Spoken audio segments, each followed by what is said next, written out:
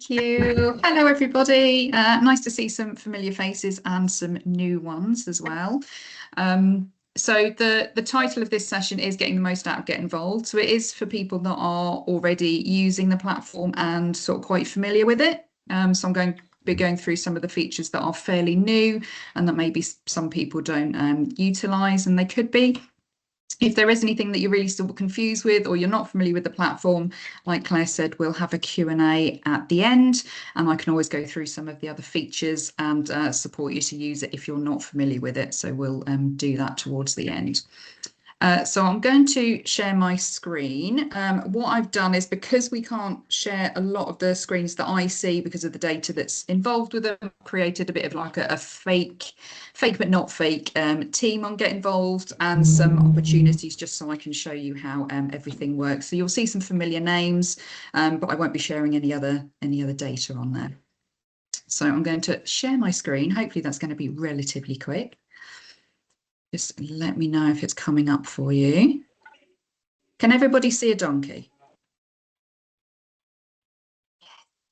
Yes, Fabulous. I can see one. Wonderful. I can't see the chat or any of the pictures now. So if you do have any questions, do put your hand up, do pop them in the chat, and my lovely colleagues will shout out and interrupt me if you need to sort of go through everything again. So we're going to start the session with the data and analytics functions. You'll find these in your options on the left-hand side. So whatever your image is, your dashboard will be very similar. So along the left, we've got the opportunities, people, volunteer pool forms, etc. The data and analytics is always at the bottom of the list. We'll go for the data first, just because that one has got a bit more involved with it. And this is a great place for you to see everything in one place. So it will default to users. You can see on ours, this is just everybody that's on our list. So it could be members, and it could also be sort of volunteers that you've added as membership to your organisations.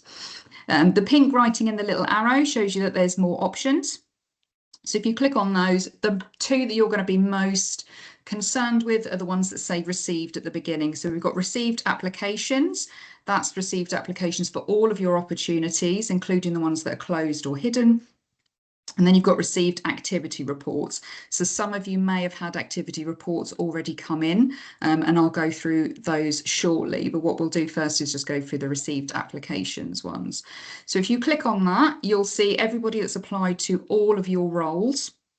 You can filter these through the opportunity title. So if you start typing it, that'll sort of filter it down, and you'll get only the ones you're looking for. You can also filter it by organiser. So you can see on this one that I organised that particular activity. If you've got multiple members of staff or maybe under other volunteers that are looking after roles for you, you can also filter to those. You can also filter and look for particular applicants. So if you know you're waiting for a message from somebody, you're waiting for something to be sent through, or somebody hasn't replied, you can start typing their name and you can see the status on there. So from here, you've got a number of options. You can also filter by postcode group, but that's not used very often at the moment. So if you've got a lot of statuses on pending, then you can change them all from this place as well. The options that you have are accepted, declined, pending, and on reserve list. So what we suggest is, if you've started taking next steps with your potential volunteers, it might be that you've arranged an interview, you've exchanged contact details, or you've even sort of booked them straight onto an induction or sent them an application form, that you change that to accepted. What that means for us is that the platform has done its job. It also means that we can focus our time on some of the organisations that are struggling to recruit. If it looks like you've got loads of pending, then we leave you alone because it looks like you've got lots of applications to go through. So if you haven't got lots of applications to go through, they're either not suitable or they've already been onboarded and you're still recruiting, do go back and change those statuses. And you'll find all of that through that data and analytics section. So if you have got a lot of roles that you're going through, rather than go into each individual role and check the applications, use this feature and it will take you straight to all of them.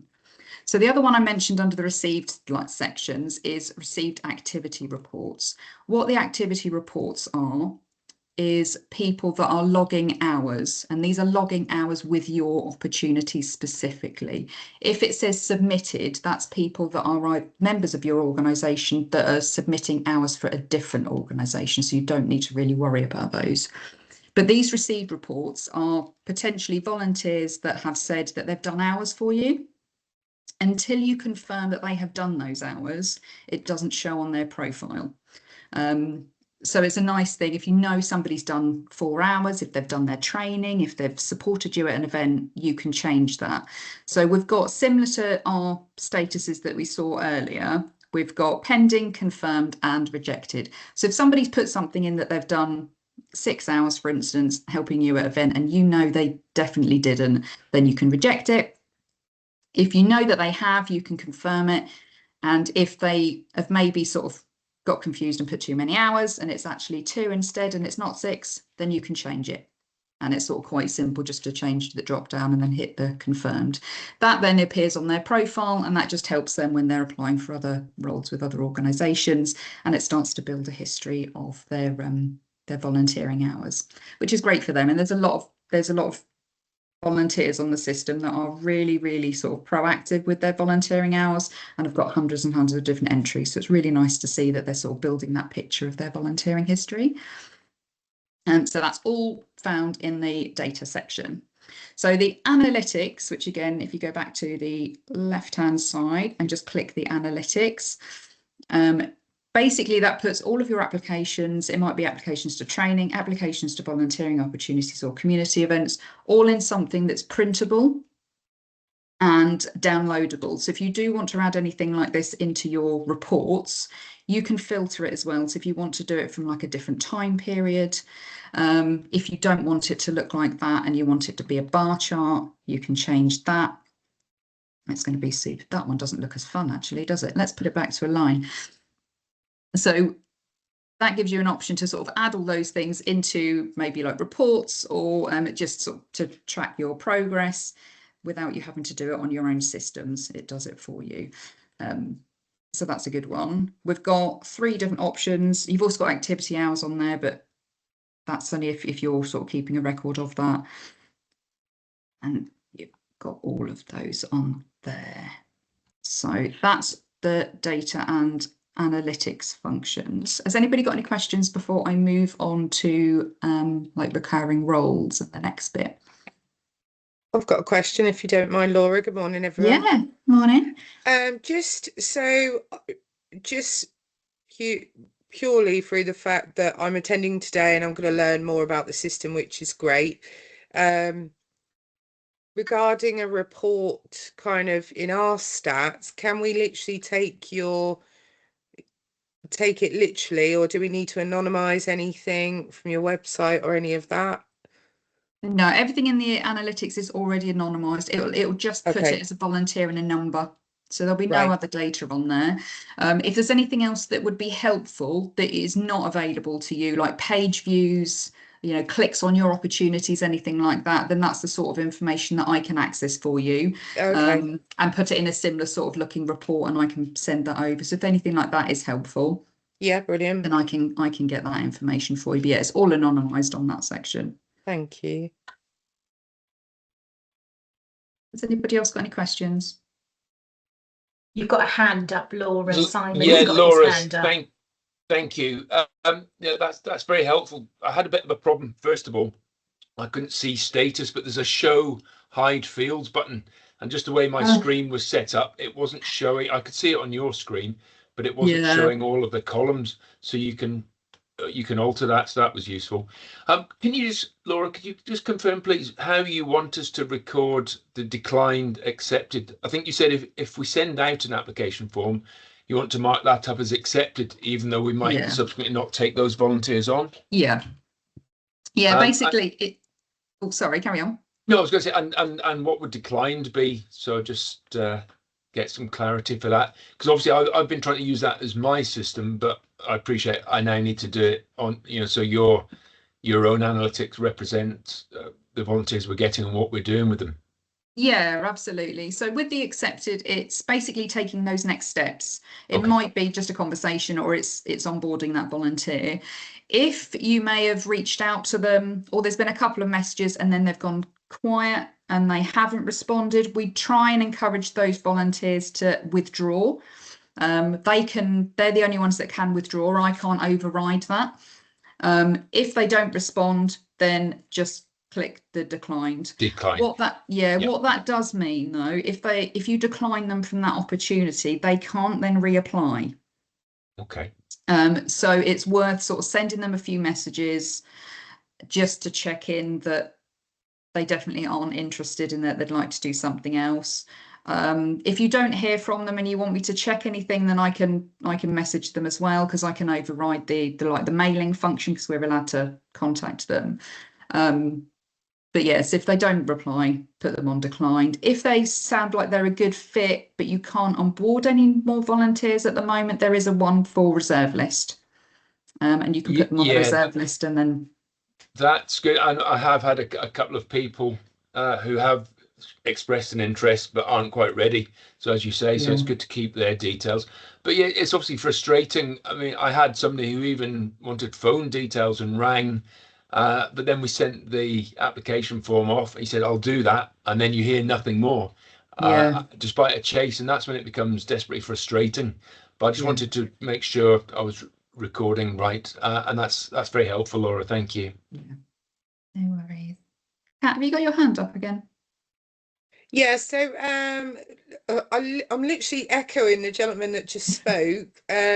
I've been kind of using your platform for my own ways. That sounds terrible. No, But so for example, I've been putting everybody on the reserve list that have requested an application. So do you want us to, from your stats perspective, do you want us to go back and amend any of that stuff, or?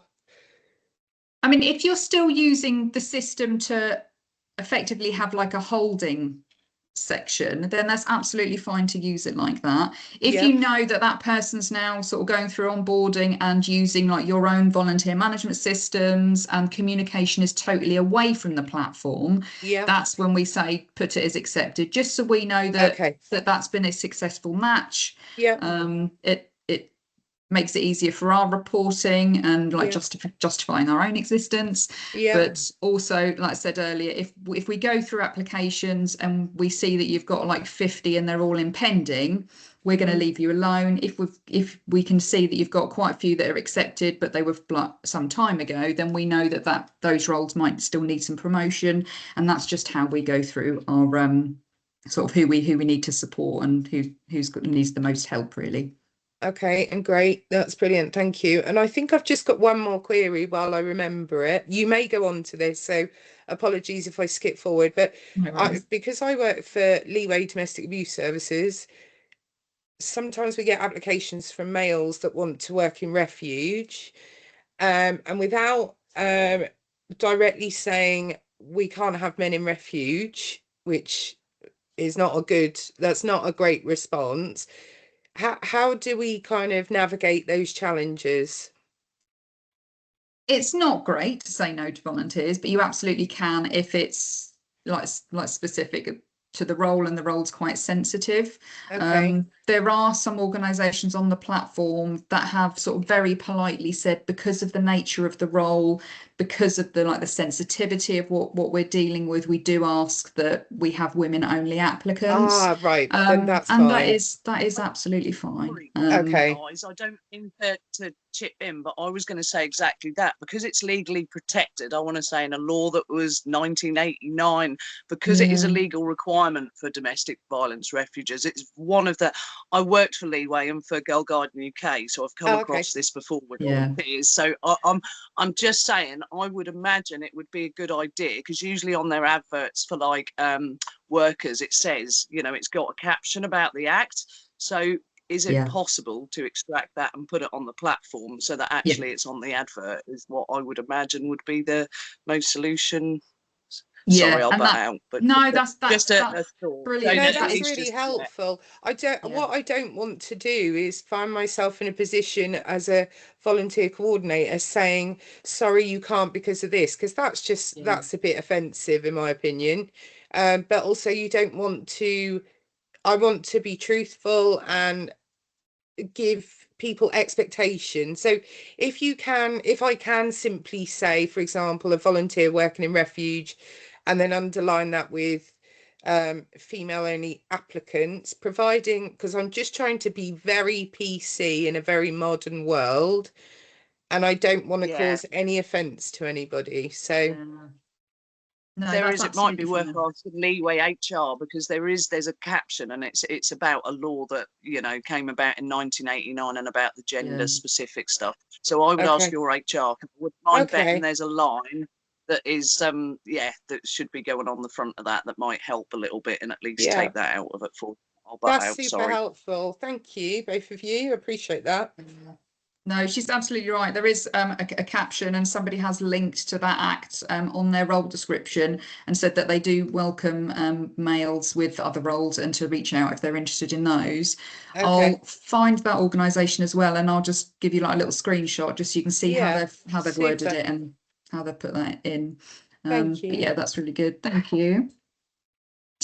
So nextly, we're going to move on to some new features, which are recurring roles. So these are mostly helpful for, I want to say, like gardening volunteer roles, because they're the ones that seem to be using them the most at the moment. But I will show you how to use them anyway, just in case there's any events or any drop-in sessions that you would find that useful. So there's two things about the recurring roles. It has to have a date on it.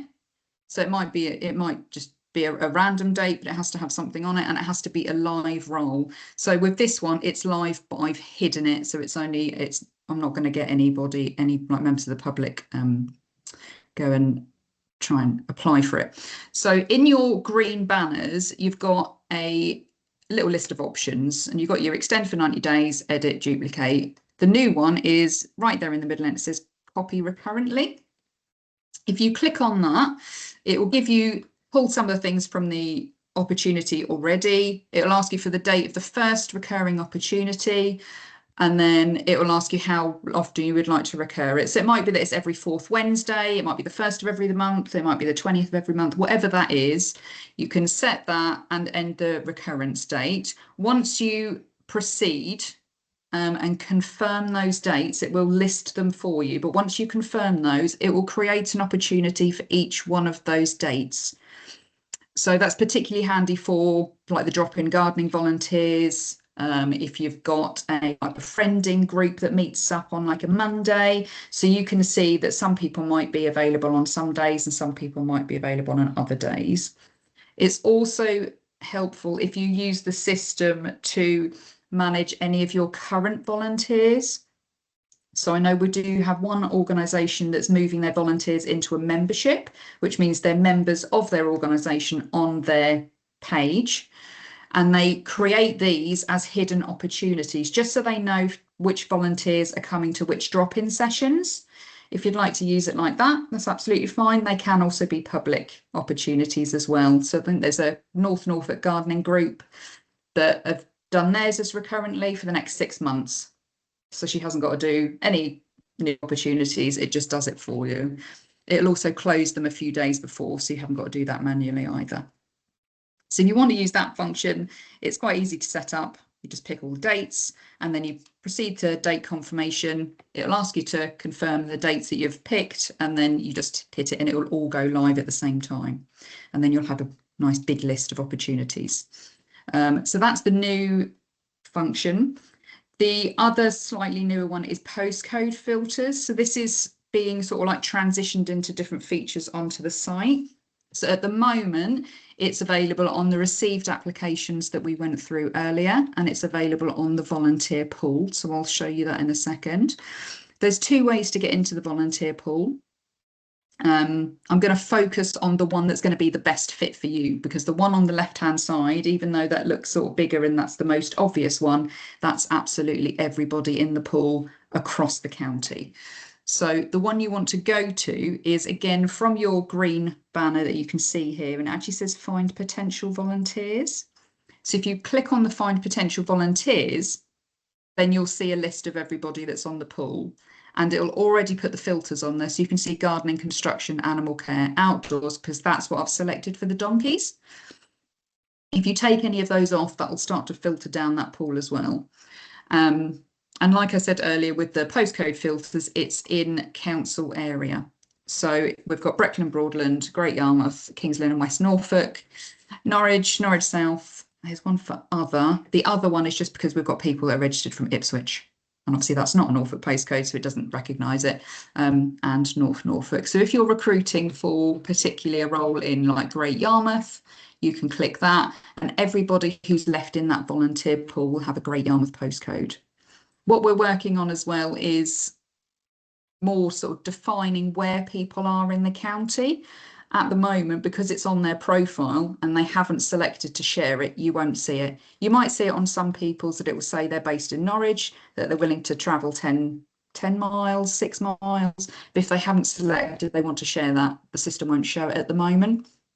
But we're looking at how we can sort of integrate that, but also encourage individuals to share where they're looking to volunteer, at least, even if it's not like where they're actually living.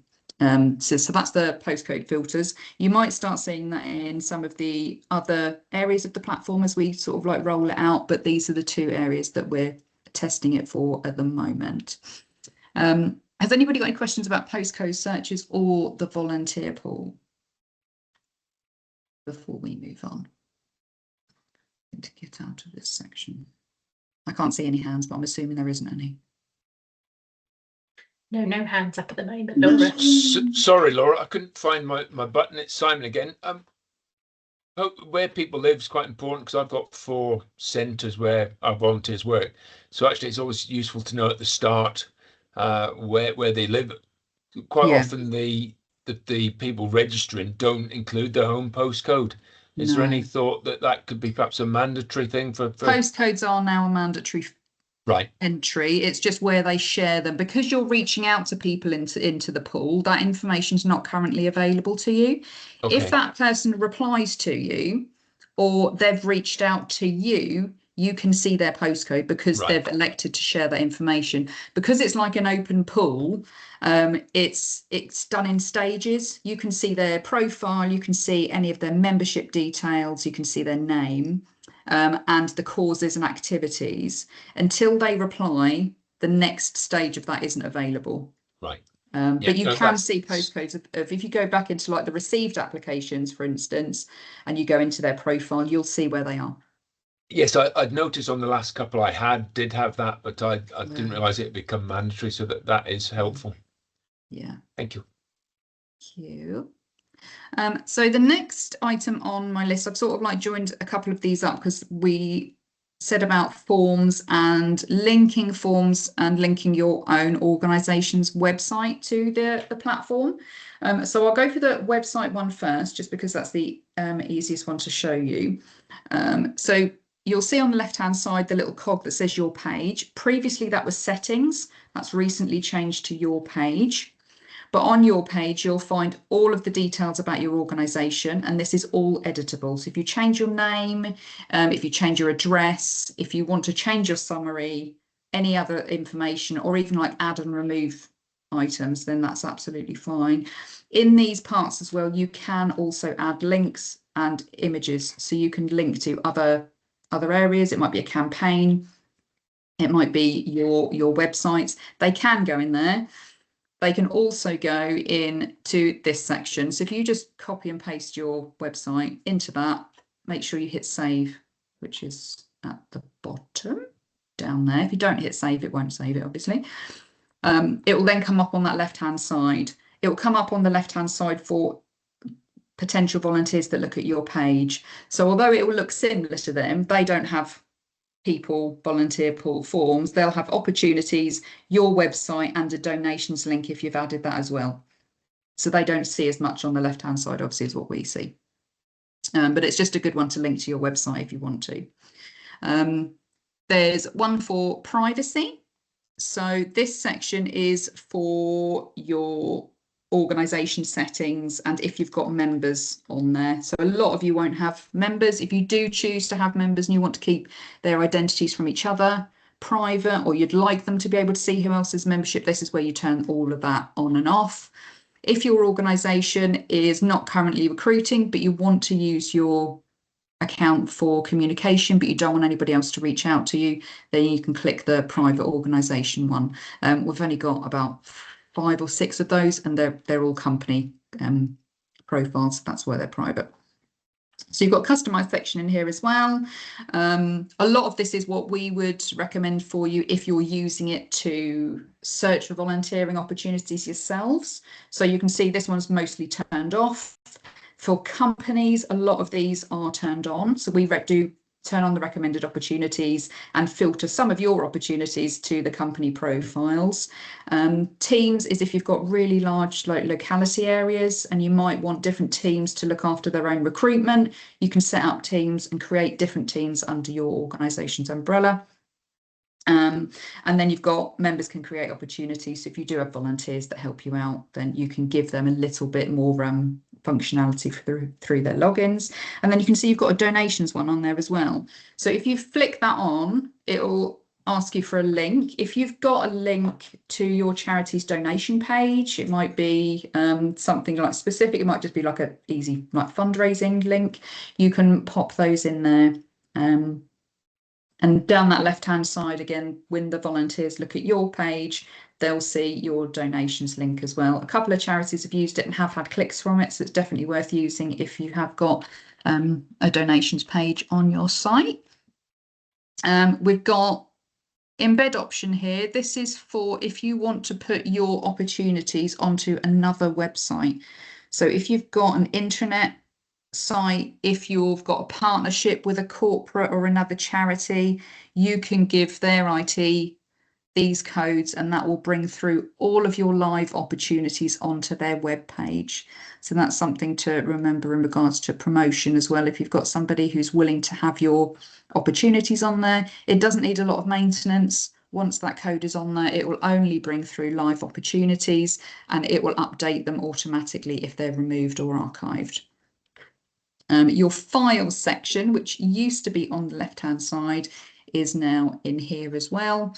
And that's where you can upload files. So you can see at the moment, I've got an application form sitting in there because we're trialing how I can embed your current application forms into other sort of parts of the system and how that's going to work. So once I've sort of finalised how that looks and make sure it's accessible to everybody and that screen readers can read it, then I will ping out the guidance on it. At the moment, it's just in testing phase and there's lots of sort of like random little quirks that it's not doing what I ask it to. So, but any files that you do want are in here as well. So it might be like some more images. It might be that you just want to keep a bank of things. Once that function's up and running though, I will let you know and show you how to best use that. So in regards to forms, you can create custom forms for your opportunities and then select from that opportunity which custom form you would like to use. So I've got a variety of them that I use for the volunteer passport. One of them is just, have you got a laptop with a microphone and a webcam to be able to access this online training? And they just tick yes, and then it comes through to me as an application. And you can select whether you want to add those forms or not. So some organisations have created their own that basically is the same as their own application form. And some just ask for very specific questions like, do you hold a driving licence? When are you available? And sort of different questions like that. So you can see I've created one on here and the sort of things that you can ask for. You can ask them to upload files. So if there's anything that you require, specifically like a certificate of training, it might be that you want details of references, it might be that you want a copy of their CV, you can select upload file and they'll be able to upload you a file and it will notify you through Get InVOLved that they've done it. So that's an option for your forms, just while the other function that I'm looking at is sort of being investigated. But it's a good way to ask additional questions. All I would suggest is if you do add a form, which I'll go back and show you how that works. So if I pick the mini donks and then I edit the role, and then I'll show you where you would pick that form from. So we've got a custom application form. If you haven't got any forms, you can create a new one. If you have got them, they'll be in this drop down. So if I include application form for that voluntary role, all of those questions that you saw previously will have to be answered before that application comes through to me. So if you are going to include anything that's got quite a lot of questions to it, put it in the role description, that by clicking register interest, they will be asked to complete a form. If they don't want to complete a form yet and they just want to chat, then they can just reach out and chat to you by selecting the ask organizer a question, which I'll show you what that looks like. So it'll be like this one. If they want to just ask you a question, then they can use that link. If they are ready to take that next step and they want to reply, then it's the register interest one. But if you have included a form, just let them know that there is a form involved with it. Because some people will click through it, see a form and think, nah, I'm not doing that, and they'll back out. So just let them know those options are there. I don't think there's anything else on that one. Has anybody got questions about like forms or how to add them?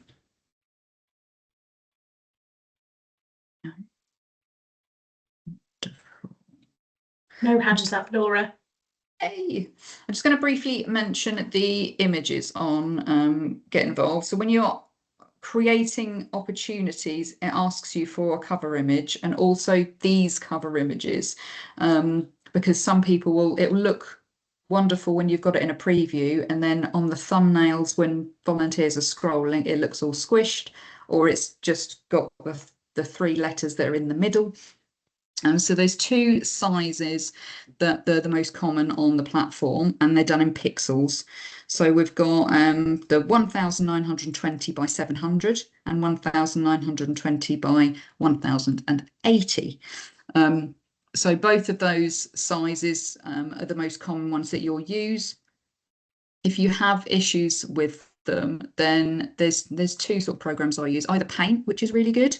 So what you can do is just put your logo into the Paint and then you drag that corner and make it smaller, and then you sort of re-upload it to the platform. That's a nice, quick and easy way to make sure that you've got your image on there. The white background makes it stand out and it doesn't cut any of it off. If you're a bit more tech savvy and you've got Canva, then you can use Canva as well. So I know we've got a Canva account and I've got custom templates for all of the sizes that we use on the platform. If you aren't confident with using any of those, but you do want your logo changed or altered anyway, then do feel free to send it over to me and I will have a little fiddle with it and make it look nice and pretty for you. But they're the two most sort of common image sizes. The other thing I was going to show you is adding images and videos into your role description. So I know a few people are doing these already and it looks really, really good. So I would encourage you to do it, even if it's just adding a flyer image that you've got, adding a photo of your lovely volunteers out doing what they do best, or adding a video. So what I'll do is I'll show you how to do it through this mini donks one again. So again, you can start off from the banner at the top, which is the edit. We'll scroll down to what is the main description. So that's the more information description, which I've just gone past. It's the add detail description. So this is the summary one. The add detail description is where you can add a little bit more and make it look a little bit funky. So we've got two images at the end, the little icons. You've got your picture one. If you haven't got anything saved on your Get InVOLved account, then you can upload an image from your device and you can select that. We've also got this little reel, which is for YouTube and Vimeo links. So if I flick over to YouTube and our lovely Voluntary Norfolk account, you can literally just copy the URL. So if I click on one, which is, I don't want to play it. And now it's, we don't want to play that. But you just copy and paste the URL at the top. You just Control C, paste it into there, hit save, and it will come through with your YouTube video. So if you've got any nice videos of your volunteers out and about, or one of you would like to say what it's like to volunteer with your organisation, maybe you've got a video from one of your trustees, then it literally is that simple, is to pop it on there. What I would do is save it as a draft first. This one's already live, so I can't do that. But if you save it as a draft first, you'll be able to then see what it looks like to volunteers. So if we scroll down, you can see that it's now got that lovely YouTube video sitting in there. And it's the same with the images as well. The images will automatically be that size. So if it's a really small image and it might pixelate, just have a look at it first and make sure you're happy with it. And then go from there. But that's how you add the videos. It's the same with Vimeo. So if you just go to the video that you want, copy and paste that code and URL in the address bar at the top, and then just save it, and it will automatically bring it through. It will stay there until you remove it, or if anything happens on the YouTube account. So if your YouTube account like stops working, then obviously that would stop working. But otherwise, it's there until you remove it. So that's a nice one. Then the next thing I've got on my list is sharing. Laura, yeah. Can I just ask a question about that real quick? Sorry. So yeah. From like a further advertising point of view, are we able to put like anything that might be advertising us on Facebook or TikTok, for example? If a TikTok video has been done, can you use it as like an advertising section about the subject as opposed to the volunteering? If the video is from YouTube, we can copy it in. I haven't tried to see if there's any way that if the embedding from other platforms works. I don't think it does, because it's not an embedding link as such. It's a address link. So I don't think that would work. But what you can do is you can, if you use any sort of like scheduling tools, I think like Metrical, Canva can create them as well, is you can then link your opportunity with videos that have already been created. So that's sort of quite a nice one. The other thing you do there, I mean, there's two different ways to share your opportunities on social media, and it depends really on if you've got an account.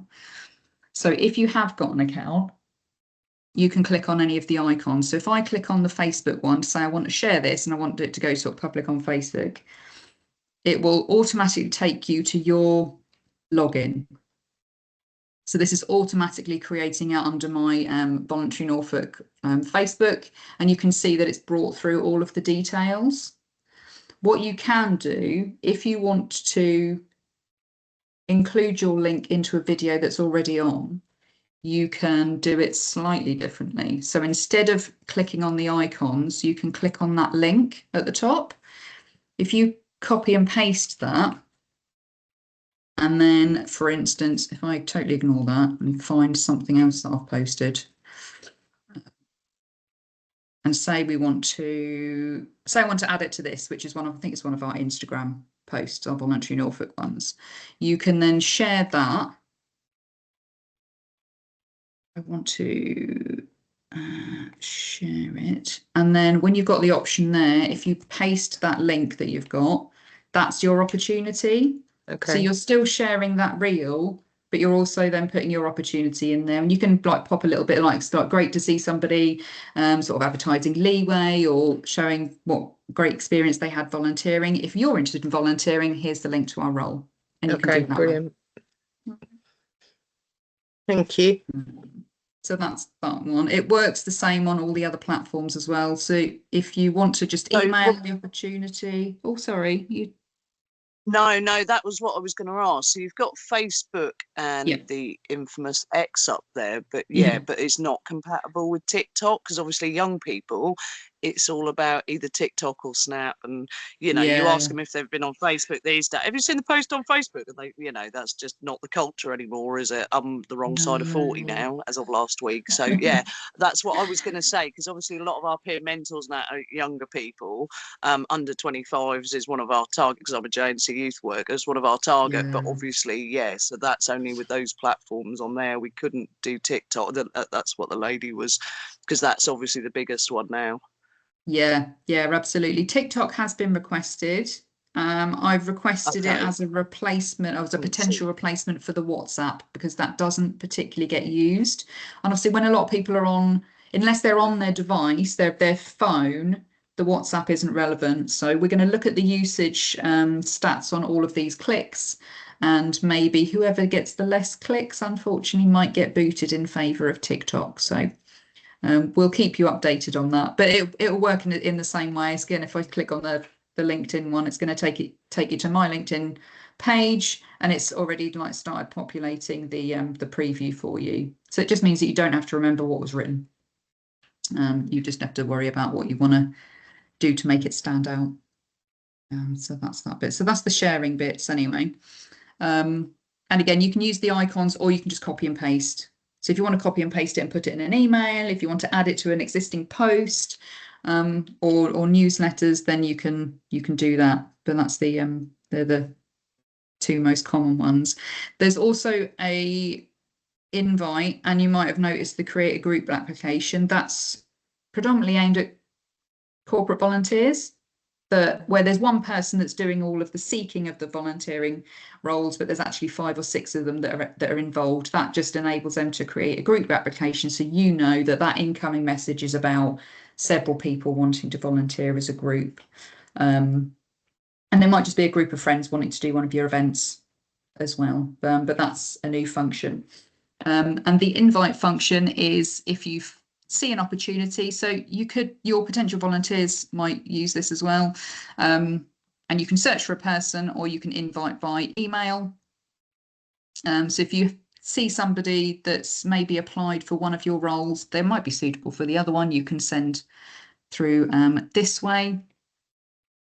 The other thing with your sharing as well is all of these icons is available to everybody that accesses the platform. You don't have to be signed in. So if you've got volunteers that are maybe inactive, or they're not being utilised, but you need some more social media help, then that's something that they can do for you without having to be signed in. They can just copy those links and share on social media for you. So it's a nice sort of extra that all your friends and family can do to help as well. So that's that one. Is there anything about any of the sharing that anybody's got any questions about? So I think I've gone through everything that was originally on our agenda for today. If anybody else has got any questions about any other aspects of the platform, even if it's like starting opportunities, then we can go through those, or it's just sort of anybody got any other questions? You've got a hand up from Marie, Laura. I'm just having a slurp of my drink. Marie, I don't know if you want to come on to your... Oh. Sorry, it took me a while to click all the buttons. Question. So, is there a way to see how many people clicked on an opportunity and not just applied for an opportunity? Like, can we track that at all? Because at the moment we have this one role and we're trying to get more people on board, and we're kind of changing the title and hoping to see a kind of difference in people applying, or people just clicking on it, not even applying. Is there a way of us tracking that at all? Yes, in a roundabout way. There's a way I can track it, because I can see those on my dashboard. You can see on your analytics just the applications and messages you've received, not everybody's like activity. But if you've got a particular opportunity that you want me to look into, then I can track that for you, see how many clicks to applications. We can look at the conversion rates, and I can put it in a report like we looked at earlier in the analytics bit. I can put it in a report and send it over to you. So if there's anything like that you do want to see, or you think that this isn't getting many applications, we can have a look at it, and also look at the structure of it. It might be something on there that's like you've got a form and it looks quite lengthy. That might be putting people off, and we can see if they've clicked that far. So yeah, just ping them over to me and I'll have a look and send you over the analytics for it. Thank you.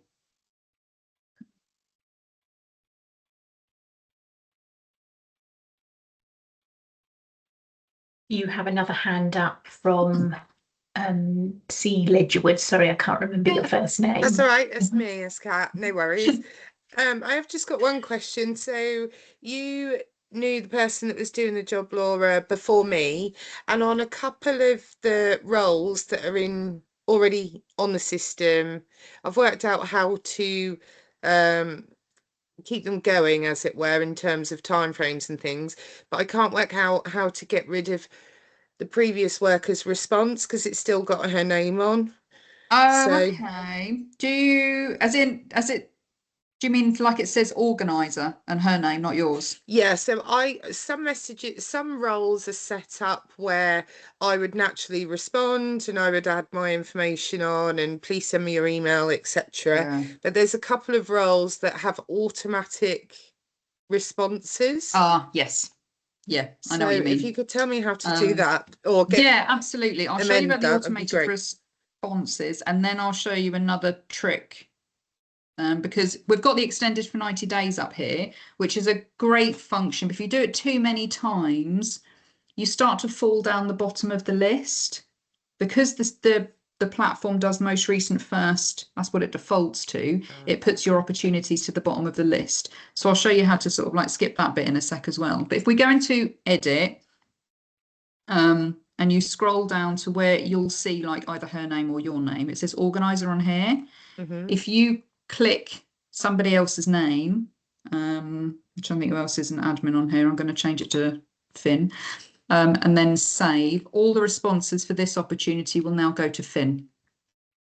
Okay. And you can do that with live or hidden ones. So that will take like her name off it. What I would suggest you do as well is, because they bring all of the previous data with them, so that'll be applications, messages, reach outs, all of that, I would duplicate the role. If you want to keep everything absolutely like the same, that's no problem at all. Keep it the same. You can change any of the parts of it that you'd like to. Change the person again. We'll change that back to volunteer centre. Save it as a draft first. I always do that out of habit just to check it looks okay. And then you can publish it. I'm just going to make sure I've ticked that, otherwise it's going to go live. And then publish. What it's done is it's just duplicated that role. And then what you can do is you can close that previous role. Just click archive on it, which is up here, and then that will close it. And so that puts your role again back to the top of the list. Okay. So if you've got a role that's ongoing that you've probably not been using or recruiting for years, the chances are it might have gone to the bottom of the list. If you do that, when you then next go onto the main Get Involved page, it will show it as a new opportunity. And so it looks like it's new, and it will bring it to the top of the list. So it's a way of sort of introducing more traffic, because it's going at a bit like a Google search. More effort you put in, the higher it goes up the ladder. Yeah, absolutely. And the extend for 90 days is great. I'd probably only use it once, maybe twice. After that, because of the amount of new roles that get added to the platform, you're going to be like 50, 60, 70 in the list, if not lower. So yeah, every now and again, pop it in your diary to just duplicate it instead, close that old one. And then what it does is it gives you like a fresh list of applications. So if it's a new wave of recruitment, you've then got a new list of people to go through, rather than maybe hundreds in a previous list from 18 months, 2 years ago. Okay. Brilliant. So it's a good way to do that as well. Thank you. Welcome.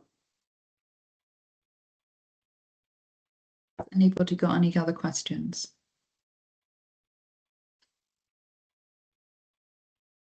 Other than that, I don't think there's anything I can show you.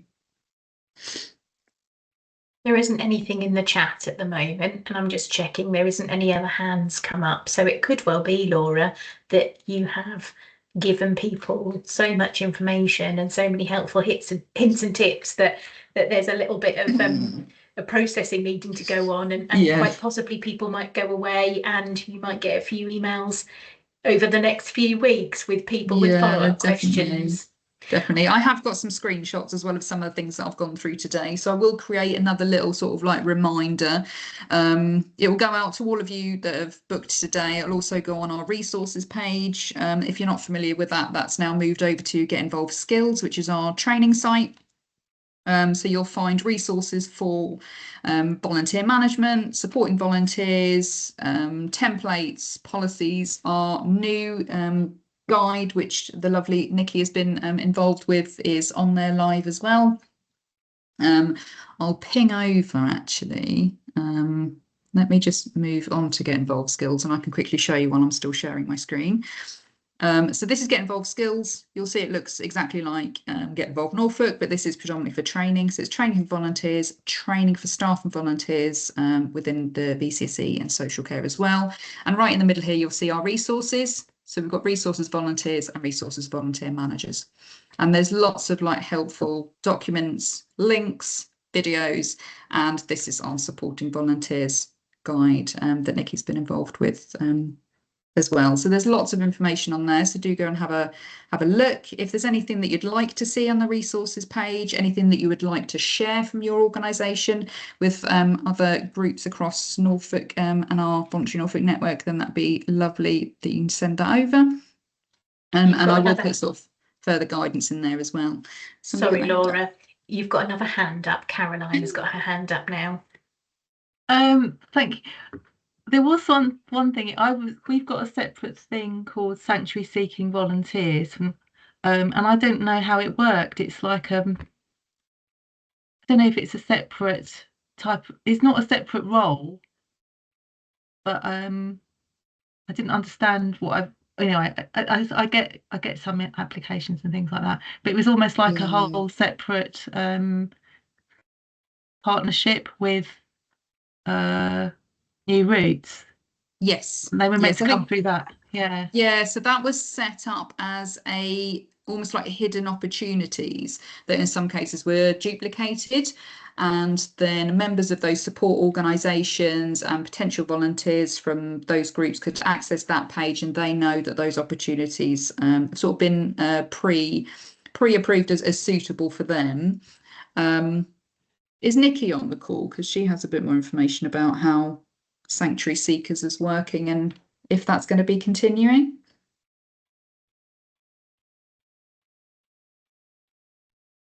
No, she's on. Is she on now? She was here.